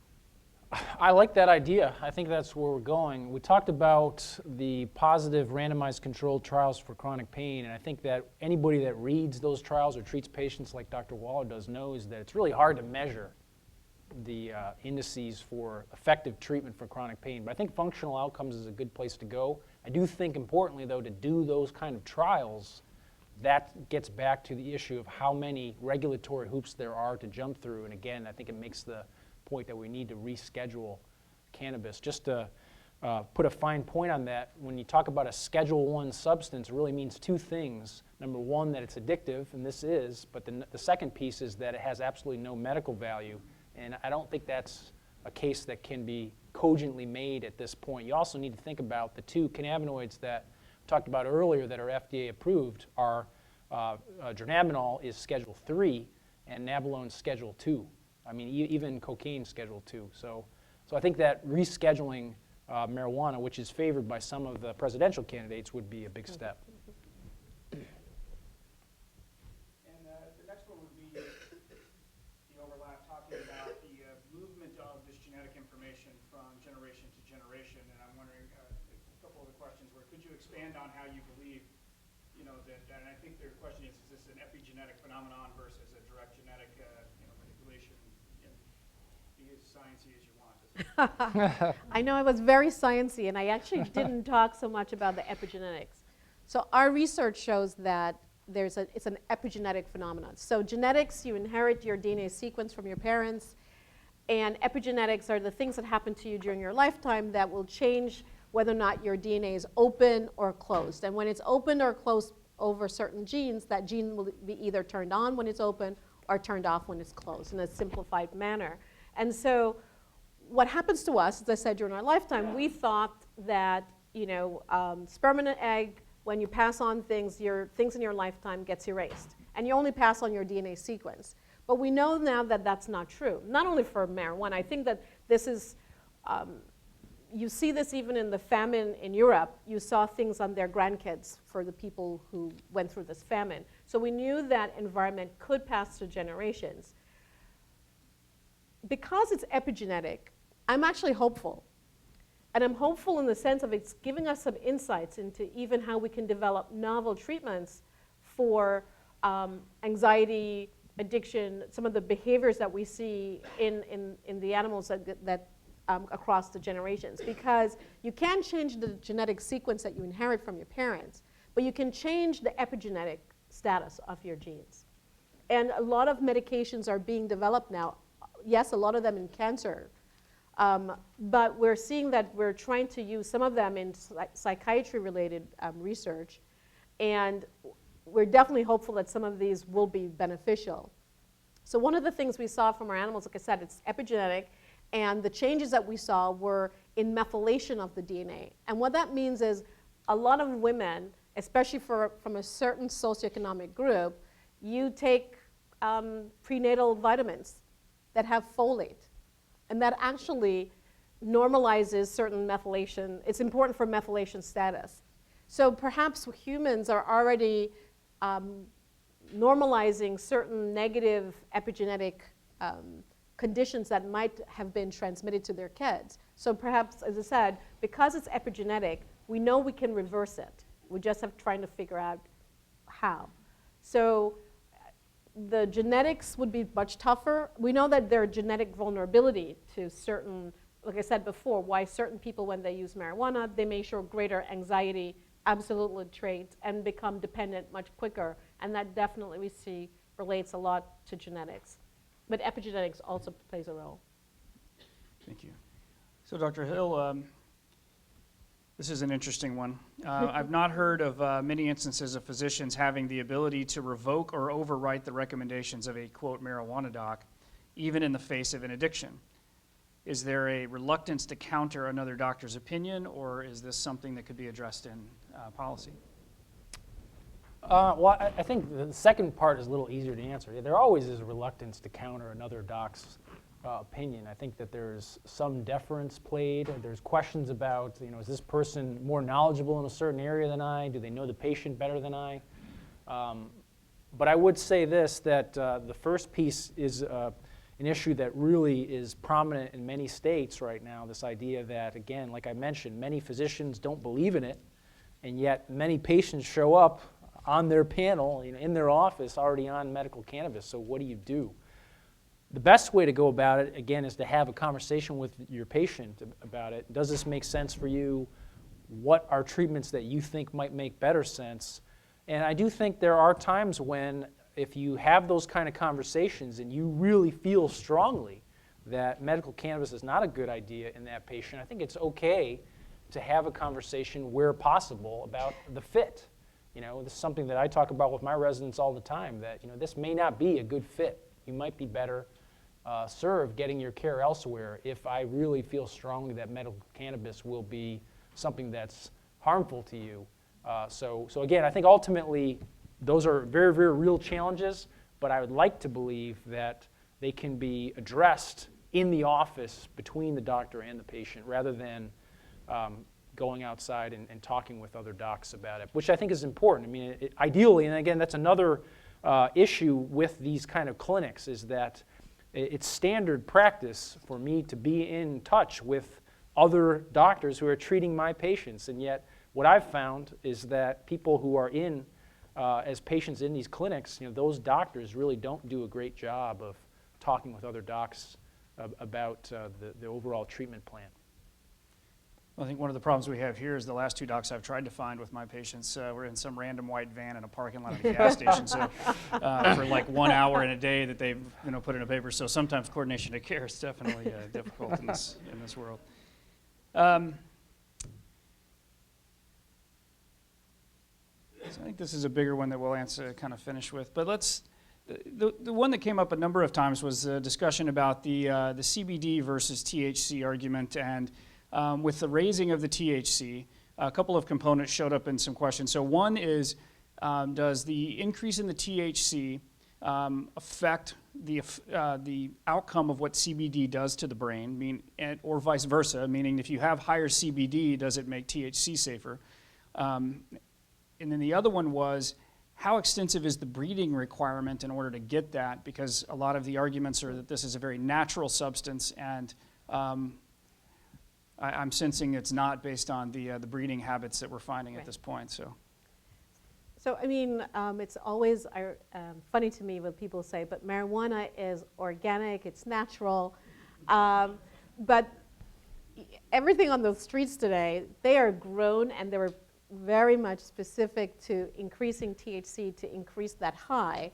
Now the dispensaries give you the range of, do you want to get this kind of high versus this kind of sleep, or, I'm hearing like all of these nuances. So, and what that means, the nuances, is that the ratio of THC to cannabidiol differs. So, as I said, the plants that have the bigger high will have bigger THC. People have done, there are a number of studies going on in terms of looking at the impact of THC and cannabidiol in the plant with the psychoactive, or the behavior that people show. When you look at schizophrenia, for example, or psychosis, I should say. So psychosis is clearly much more correlated with the concentration of THC. So they do like hair samples, and you look at the concentration of THC or CBD in the hair, and you correlate it to psychosis. And what the hair gives you is like history of the person's use. And you see the plants that people have been smoking that have higher THC concentration, they have higher incidences of psychosis compared to those that have the strains of the plant that have more cannabidiol, CBD, much lower psychosis associated with that. So things like that, those types of studies have started to help people understand the impact of THC or cannabidiol. When you treat, so the studies that I showed you, or this one study with cannabidiol helping to decrease craving in heroin-dependent subjects and decreasing their anxiety, a similar work has not found that cannabidiol actually has been effective for marijuana dependence or cannabis dependence. Again, we're in the early stages of these research, so we'll see as more studies are done. In animals, the cannabidiol was shown to be quite effective for alcoholism. Weeks, again, replicating our study, weeks after the final administration. So the question will be, is cannabidiol going to be more effective for certain drugs versus others? There are studies going on now with cannabidiol with cocaine. We'll see. The dosing of cannabidiol is also critical that we see depending on the drug class. So again, you need a lot of research, but THC, especially in certain vulnerable populations, the concentration, as I said, more with psychosis, the greater high, cannabidiol decreases anxiety. In Europe, they've shown in a number of studies that it actually worked as an antipsychotic in schizophrenic subjects. Again, those are, we'll see as more and more studies come up, as the numbers increases, we'll be able to get some insights. Great, thank you. Can I just add one thing? Absolutely. I think one thing that for those of you that know not quite as much about these things, I think the reason why THC and CBD are always mentioned in tandem is that they actually compete, and again, correct me if I'm wrong, but they compete for certain precursors at a plant level. So that's why you can adjust. If you're going to increase the THC level, the CBD level will go down, and I think that that's the connection there. We only happen to talk about these two, but I think part of it is because they're so interconnected from a plant level. Yeah, and those were the two highest cannabinoids in the plants. I showed you a picture with a number of other cannabinoids. They're at lower concentrations, but we know that some of those other cannabinoids also have some beneficial effects, actually. Again, a lot of research going on, but because they're so low in concentration, and as they've developed these new strains, they've inadvertently decreased the amount of those cannabinoids in the plant. Everybody focuses on THC, so that's the reason. Dr. Hill, I'm wondering if you could address, we have a number of questions about the medical side effects of smoking marijuana, given the number of toxins that are in it that are consistent with tobacco inhalation, and what we know about COPD, cancer risks, and just overall lung effects. Okay, so we're taking a step beyond the typical side effects. So again, there are side effects that you can have. You use marijuana today, you can be impaired driving, you can make different decisions that you might normally make. And as I alluded to in the talk, most of the problems are associated with chronic use. Specifically talking about the physical problems with use, not a lot of data. I think there's many studies that have looked at the respiratory issues, and again, I'm not a pulmonologist, but the data there suggests you are more likely to have inflammation occur, let's say, so bronchitis, that sort of thing. But overall, there doesn't seem to be a connection between cannabis use and overall lung function, nor cancer to this point. I think that the data really is showing, for the most part, that long-term cannabis use really doesn't affect health in the way that we think. And I think there are more papers that are on the way there. Certainly not going to, as a physician, you're not going to recommend that somebody smoke a medication, but there isn't an overwhelming amount of evidence that points to these things that people worry about, like cancer, for example. Dr. Hurd, pretty straightforward question. What is the effect of using marijuana on the unborn baby? Bad, no. I mean, there are a number of studies showing that smoking decreases the fetal size of the offspring. Some of that, coming back to one of the things that I think I should have emphasized, a number of the people who do smoke marijuana also smoke cigarettes. And so when we've seen the moms that, trying to dissociate some of the effects of marijuana from their cigarette use while they were pregnant. However, when you control for all the other drugs that they may consume, you definitely see that THC, even in we did human studies, it decreases the fetal size. And from our animal models, like I said, we can follow that animal into adulthood very easily, much quicker than in humans, and we see that it has behavioral effects as well. So there have been 2 longitudinal studies that are really well done, one in Canada, middle-class white communities, and one in Philadelphia, where inner city minority populations, and they've studied these kids over time to see what are the effects of prenatal marijuana exposure, and both show similar things. You see things. They're not stupid. It's not that the children have their lower IQ. It's not. But there are certain cognitive functional differences that are noted. There are certain issues with some social behaviors. There are some issues of depression, and you increase drug addiction vulnerability. But it's tough in the human studies to really separate out the prenatal effects from also being raised in a family where smoking marijuana and taking drugs during pregnancy was not the norm. So again, the human studies are tough to tease out the complex interactions of other drugs and being raised in the same home. But our animal models, they definitely show these long-term effects on brain and behavior. Great. One quick one and then a follow-up after that for Dr. Hill. Do all patients with medical marijuana get the same supply every time they pick up their prescription, i.e. everybody gets 10 ounces every 60 days? Or does it change based on their condition, age, psychiatric condition, or treatment path? The latter. So not everyone gets 10 ounces every time. A lot of it depends on how much you want to buy at a given time. The price matters here. So again, it does depend a lot. I think one of the points that we try to make when talking about best practices for medical cannabis is that the physician, again, who's certifying should move more into that conversation about how to do this, how much to use, what to use. Probably better to have the physician have that conversation than have someone go in and talk to the bud tender who decides what they're going to get and how they're going to do it. So I think that's one of the major issues that we face. And then the follow-up to that one is, would you prescribe marijuana to a minor? Would I? So again, If you had said license and were in said van. So number one, you're never going to prescribe marijuana, right? So let's Today. get that. So I mean, You'll see how it's never going to be FDA approved, the plant itself. So this is an illegal substance according to the federal government. So you certify somebody for use.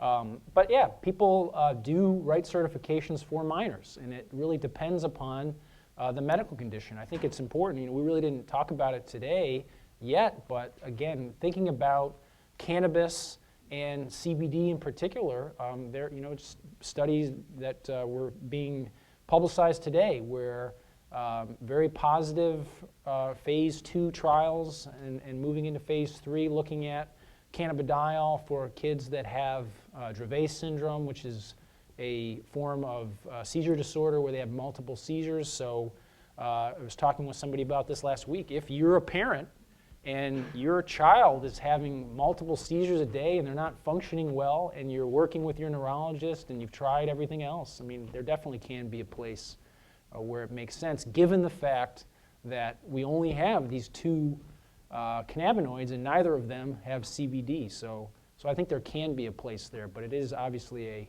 a tricky situation. Dr. Hurd, there are a couple of questions talking about the placebo problem that you have when you're trying to do studies on marijuana. And the crux of the question is, what do you use? And are there things that we could be using so that we could better mimic the happy changes as compared to the medicinal changes? That is the problem. I don't think that there's any study that has done a perfect placebo with THC. It's very tough. So what people do are some of the things I mentioned before. They'll measure naturalistic marijuana use in relation to certain symptoms or the clinical FDA drugs that are there. But in terms of the marijuana plant itself, it's really impossible in a person who knows how cannabis feels to give them to even smoke or vape something that's not cannabis. With that said, I mean, for cannabidiol, it's different because cannabidiol actually is not rewarding. So the placebo for cannabidiol is easy, and that can be quite, the placebo studies are much more appropriate. But for looking at THC, so what you do instead, people look at concentrations of THC or to just see whether or not they're not placebo, but the dose-dependent effects on certain symptoms. And that is easier to control than saying versus placebo or no drug. You can look at different doses. And I think that that's one of the things. But, I do want to say a point, and even with the cannabidiol for Dravet, a lot of the parents and even Sanjay Gupta and everybody promoting medical marijuana. It's not medical marijuana, it's medical cannabidiol. It's really important to like I said, if one thing you guys get from today, marijuana is a plant with many cannabinoids. When we're treating, and you're saying that to a child, that you're going to prescribe, as you should, to a child, if you're a neurologist, you're following them, they have Dravet syndrome, they're getting cannabidiol. They're not getting marijuana, they're getting cannabidiol. So I think that that's one thing as a society and the policymakers really need to separate the different components perhaps as well, but everybody puts it under this umbrella of medical marijuana. You're not going to give your child a marijuana plant and say, smoke this. These families, they've gone through a lot. They will even themselves take the cannabidiol the plant that predominantly has cannabidiol, and even try it to make sure they extract the cannabidiol for their kids when they weren't in places that it was legal to give their kids cannabidiol. So that's one thing. I do think that legalization helps parents, or even though I think you can still have medical usage of a drug like morphine and we don't legalize heroin, but I think that those are the things I think that's really important to understand. Great. I'm going to consolidate about 4 questions into one. Hopefully it's not really confusing. So, and this is for you, Dr. Hill. When they were talking about, we've sometimes tell patients after heart surgery that they need to drink alcohol daily because it's been shown to decrease coronary artery disease to about the same level of studies as some of the things that we've seen within marijuana. Not that that decreases it, but it only has a couple of studies that show benefit. And comparing marijuana to other drugs for use in recreation, and then looking at the fact that we have known bad side effects with dicey research to show positive effect. So we have information that shows that you have an increased risk of addiction. We have information that shows that you have an increased risk of a psychotic break if a kid gets it in their adolescent phase. And all of the states that are on the top of the list of adolescent marijuana use are in those states that have medical marijuana available. So if you look at the numbers of adolescents that are utilizing marijuana in the states that have legalized marijuana, it's almost double the number of adolescents who use as a percentage basis. And if you start using at 10th grade, you're 6 times more likely to drop out. So understanding that known harm from marijuana, I'm not talking about like a direct, I'm going to smoke weed and have like a PCP, angel dust meltdown. I'm talking about all of those known factors with the possibility of some medical benefit for a small group of people, with the possibility of some recreational benefit as compared to someone who would rather use a lot of alcohol rather than that. So did I nail that at all? Or are we all more confused than where we started? Yeah. Which is worse. But basically, we have known issues societally for marijuana and the drug itself, and we also have known issues for alcohol, obviously, and those things. But what's the case for actually just adding another one to the mix?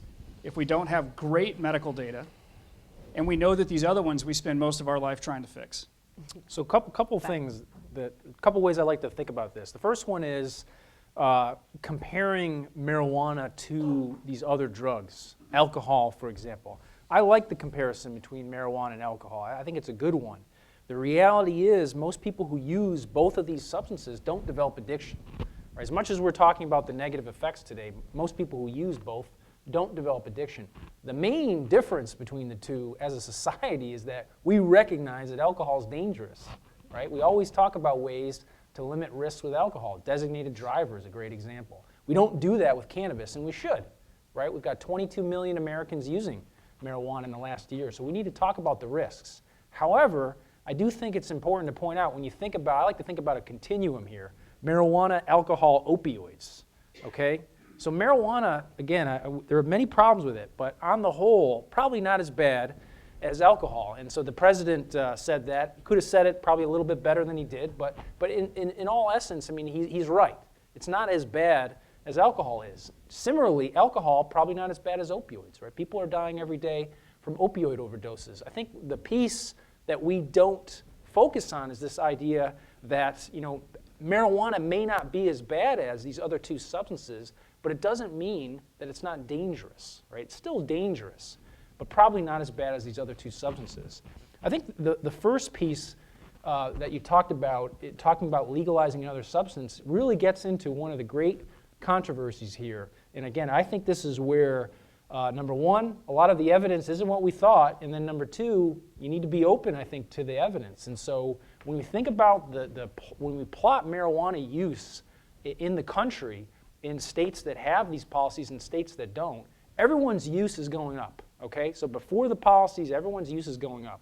Let's take Colorado, for example. So Colorado use going up like this, medical marijuana comes in, use continues to go up. The rate of change is not there. It just continues to increase at the same rate.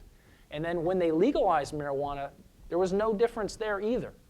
So by and large, the data so far does not show that these policies increase the use, the rate of use. So everyone is having more use, but the policies themselves, I don't think, are the reason for that.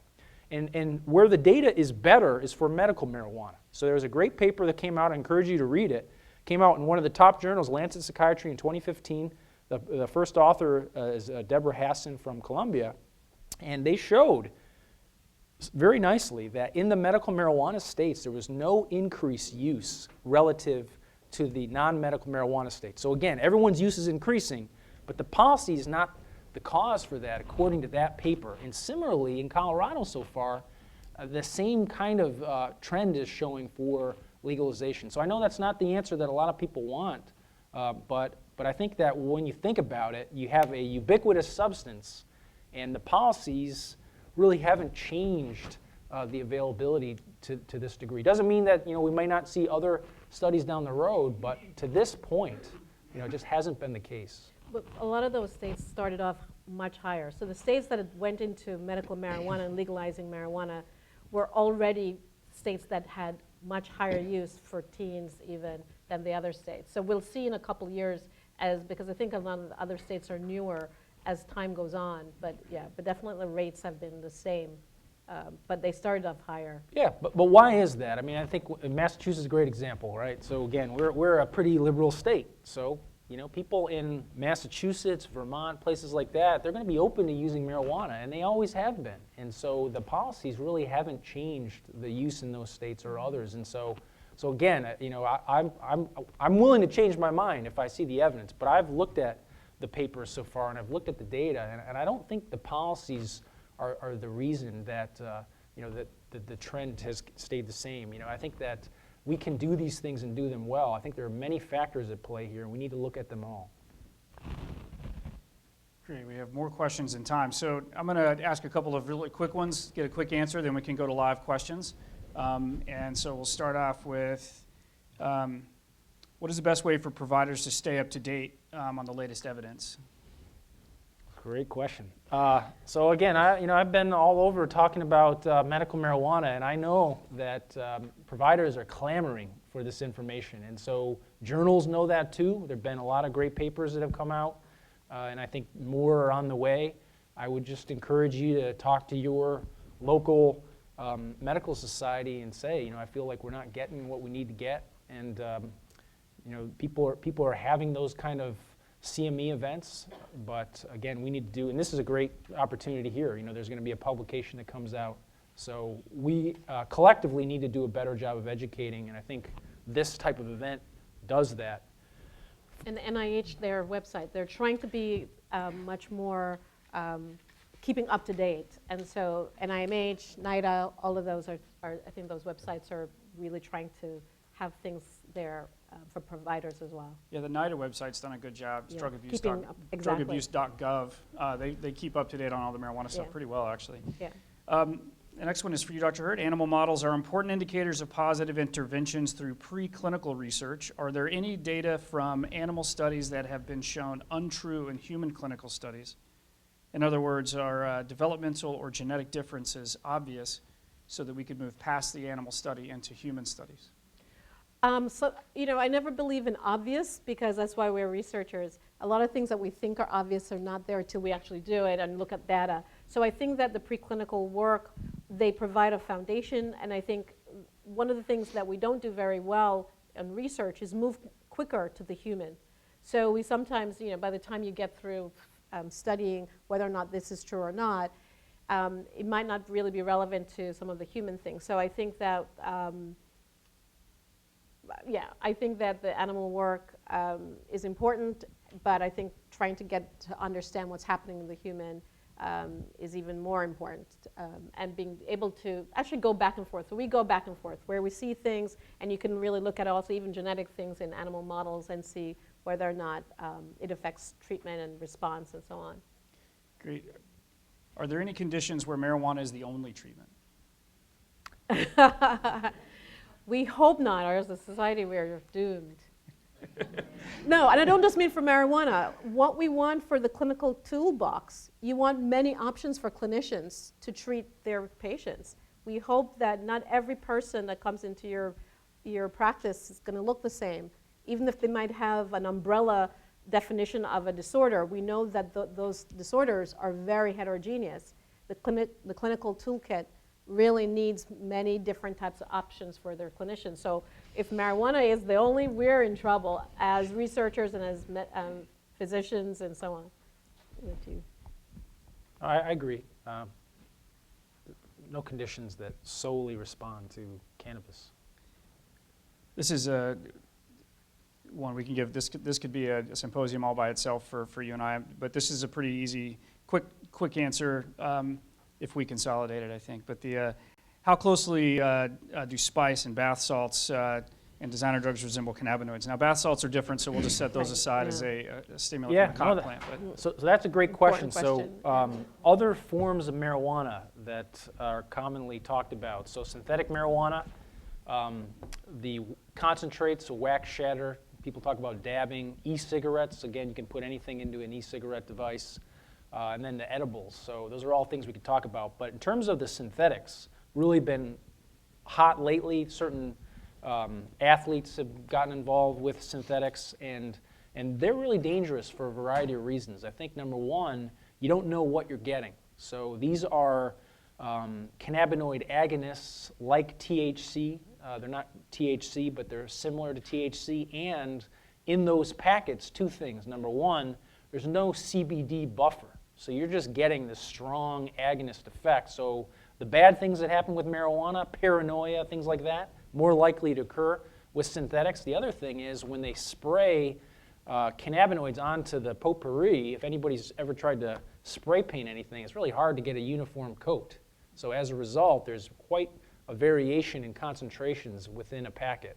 So for the most part, I think these substances are more dangerous than marijuana. And then the other piece just to mention when thinking about who might use these are people who are getting drug tested, right? So people who are on probation, people who might live in group homes, athletes, military, things like that. So kind of an ethical issue of itself, as Dr. Waller mentioned, is our drug testing in certain realms pushing people to use more dangerous substances? I think it's a scary thought.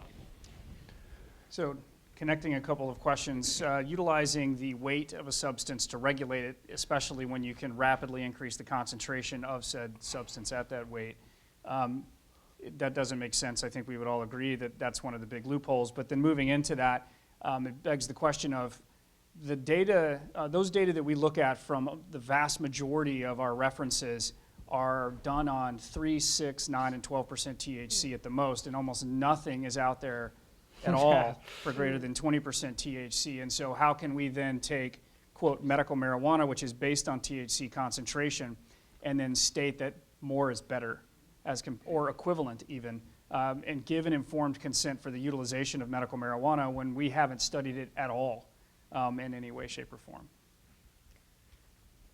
I think you've answered it at the same time you asked the question. Sorry. No, it's perfect. It's perfect. I think the one thing that people forget, so when we're studying medical marijuana and you want to look at the range of doses, because like I said, we still don't know what dose range for which particular symptoms, it is going to be very difficult clinically to give someone very high amounts of THC, that's out there in recreational plants and so on. So, just the dosing effects are critical things to consider. I know you probably wanted to, I'll let you go. Yeah. So again, I want to emphasize though what Dr. Hurd said. So when we talk about the adverse effects of marijuana and the possible benefits, dose matters, right? So people often try to lump everything together, studies that show adverse effects, but a lot of it depends upon what people are using, how often they're using, how much over what period of time. So the dose is critical. Somebody using once a week, and it's not the same as somebody using regularly, which is nearly every day. So that's a major point whenever we talk about cannabis. The other piece is a policy issue, I think as Dr. Waller was alluding to, was that, and many experts from RAND and other places have talked about this too, we often tax marijuana in sort of a flat way. This product is going to be taxed at this percentage. And I think you can do that effectively, and so the tax rates need to be high. And so in the states that have legalized recreational marijuana, average effective tax rates, so all the tax rates lumped together, are 27 to 44%. But if you really wanted to do this scientifically, you could probably tax it even better if you based it upon THC content. So it's worth pointing out. I mean, I think that you can figure out tax rates for the entire plant and do better than some states are proposing, but if we really wanted to get technical, then it probably would be better to tax it per THC content. Great, so I'm going to finish with this for the written questions, and then we'll go to live questions. If you could have everything go the way you would like, i.e. clinical trials, marijuana dispensation, FDA involvement, et cetera, what would that look like for medical marijuana?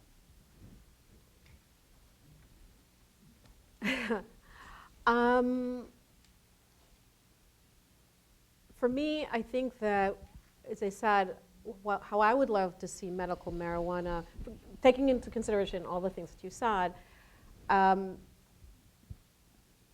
do hate the term medical marijuana because we would definitely need to be very specific as to which components of the plant, and perhaps there could be different names as we understand dosage, as we understand strains for specific symptoms. So I would love a characterization which will help clinicians, help researchers of the different types of medical quote-unquote marijuana. So that would be an ideal thing to me, that once we have enough knowledge to know, as I said, the dose, the strains that are really alleviating this symptom for this class of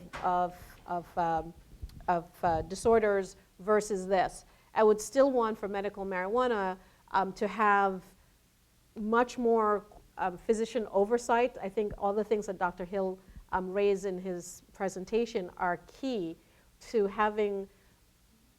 You would never do this for any other, for disorders. You wouldn't go to the person who said in the van or ask for, just on the website, just send me a bunch of marijuana for your disorder. We don't do that with any other drug. Actually, no other drug are we having politicians and the average person say that something is medicinal.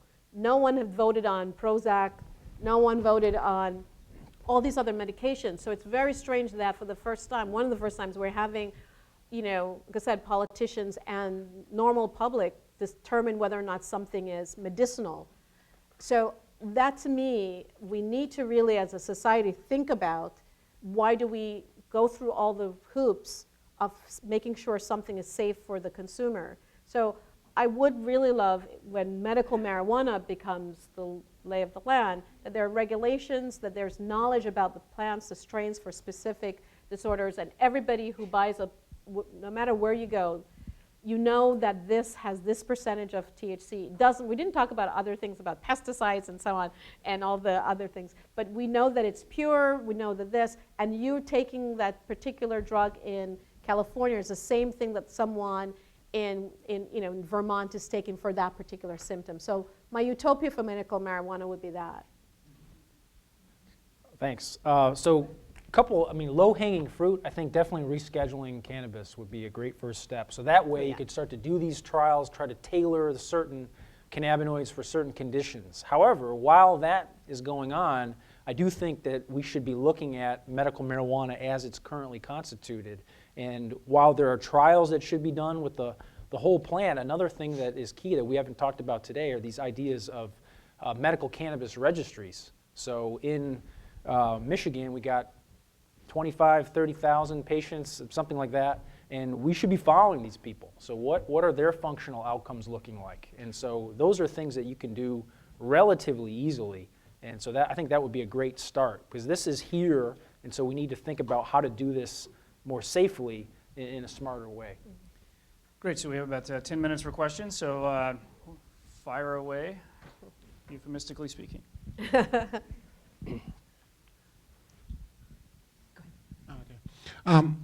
My question has to do, in the context if you can't quite manage what you're not measuring. Are there any future for ICD-10 codes for marijuana or medical marijuana type diagnosis? And if so, can it, how can it be used in population data to, whether it's through claims or some other mechanism to help in getting the data that we need to really direct, whether it's quality metrics or whatever we want to utilize? So I don't know if there would be a diagnosis itself for, there are conditions that we use it for, and those diagnoses wouldn't change, but a registry really wouldn't be that complicated to enact. Again, there are ways to hook it up. So we already have prescription monitoring programs, and so the state of Connecticut, for example, already has the PDMP in Connecticut linked to their medical cannabis program, so that's a way to do it. Another way to do it, again, we have electronic medical records in many, many health systems now. Those health systems have many patients who have medical cannabis already on board, so it'd be great to know who those patients are and to start to follow them. So I don't know if the diagnoses necessarily would change, but there definitely are ways to find out what's really going on. What are the impacts of medical cannabis, and then hopefully learning from that and making changes where necessary. Excellent dialogue. Thank you for all the information you brought us. Your last response to the part about the panacea and whether it could be controlled brings to mind the homeopathic group of doctors, Eastern medicine, all of these that are also not FDA, and I'm sorry if I'm speaking out of turn, but less FDA approval or certification. Would there be ways in which we could, because part of this culture comes from some of that same culture of homeopathy, self-care, is there a way we could control or advocate for or make more safe those at the same time? Is there a federal law or some way that something that's already underway? Like the nutraceuticals and homeopathic. Exactly. Yeah. I do think that. Okay, I'm going to step back. I'm going to step back in the sense of we've known on this planet many different tribes around the world that there are certain things that have worked for treating symptoms from the beginning of time, and people have looked and noted that the bark of a tree treated as headaches, and it's now aspirin. We no longer go for that bark of the tree, we take an aspirin instead. We can learn a lot from all of this. I'm not saying that homeopathic nutraceuticals are not beneficial at all. I just think that for those that can induce certain symptoms such as psychosis, such as, we want to make sure that we're not causing more harm when we are trying to do all this good, that we're causing more harm. So yes, I think that there are federal things that can be done. If someone says this particular thing cures this, they need to prove it. That's all we're saying. If they're saying that, it treats this, then just prove it. It doesn't matter if it's from a pharmaceutical company or from a nutraceutical organization. I think it's in our society, we just, we say prove.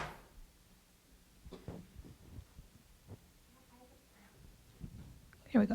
I have a question about medical marijuana. It's been legal here in Michigan for almost 8 years and in other states, but yet, as you mentioned, we don't have any dispensaries for them. So do patients, when they go to get their medical marijuana from whomever, do they pay a street price? And is there any talk about insurance coverage for medical marijuana? So great question. So the first one was, do they pay a street price? There's no other choice, I think, at this point. If you're like I said, dispensaries are, I guess, on the way in Michigan, but that's a problem in many states. Many states have had medical marijuana laws on the books for many years, and again, voters want it, but yet the implementation has been poor. The second piece, insurance companies, well, that's, as I like to say, it's hard enough to get insurance companies to pay for things that we know have a lot of evidence, and so this is a place where we have less evidence. So medical cannabis certainly not going to be covered anytime soon by any insurance companies, unfortunately. I would say in Michigan, they're trying to write the policies that will actually track it from seed to prescribe, dispensing all the way through, so that they can track it genetically as well. And that's hard. I mean, that's a huge system which requires allocation of funds, which we all know is not exactly an open treasure chest at our state level. So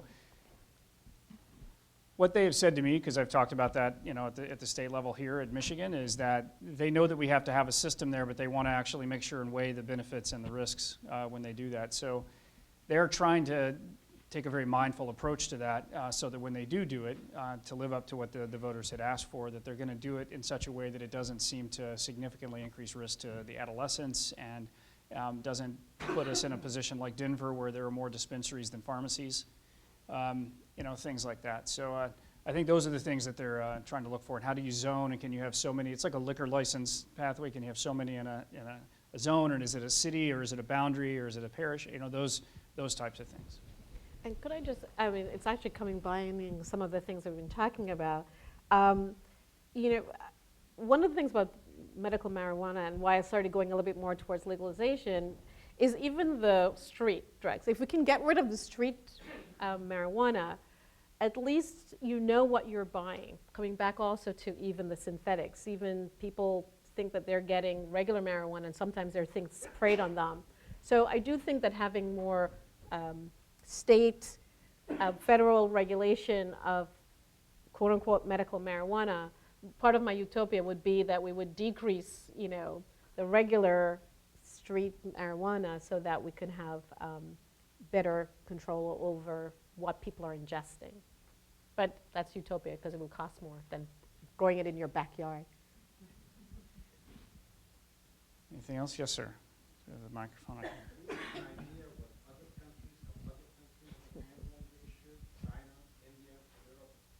So the question is about how other countries are handling it, such as the Dutch model, or China or India. Yeah, well, right now, many countries are actually in the same place that we are, thinking about legalizing recreational marijuana, looking at medical marijuana. Some places are further along than we are, and some places are less further developed than we are. In terms of thinking about other models and what the outcomes have been, I think, for example, the Dutch model has been somewhat mixed. I think that you get a lot of people going to those places to use cannabis. You have people who, I have friends from there that say that, it still is a problem there. People talk about it as being so much better than here, but marijuana is a problem there. But again, we're always talking about the same relative percentages, right? Most people seem to be able to use this substance without huge difficulties, although, again, there's a subset of people that don't. All right, I think we're going to have to call it at that point. We've hit our mark.